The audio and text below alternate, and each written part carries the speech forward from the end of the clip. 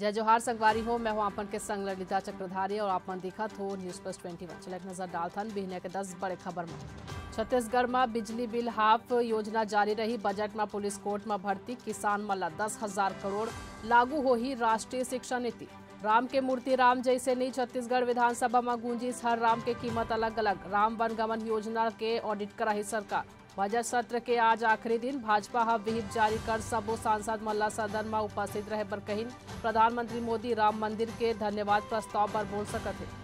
NCB के पूर्व अधिकारी समीर वानखेड़े के खिलाफ ईडी हा दर्ज कर इस मनी लॉन्ड्रिंग के मामला। इंडिया ब्लॉक के नेता मन के आज मल्लिकार्जुन खड़गे के ऑफिस में हुई बैठक।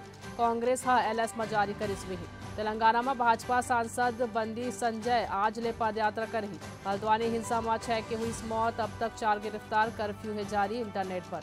जेएनयू कैंपस में यूजी बीएम के बेरा हंगामा हुई से एबीवीपी और लेफ्ट संगठन एक दूसरे ऊपर लगाए आरोप।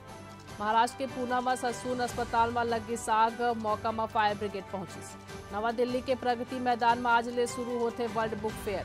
ऐसे नहीं जम्मू खबर पर हमारे चैनल लाइक और सब्सक्राइब कर बजन भूलू। बने रहो न्यूज प्लस 21 में आप मन के हक के बाद।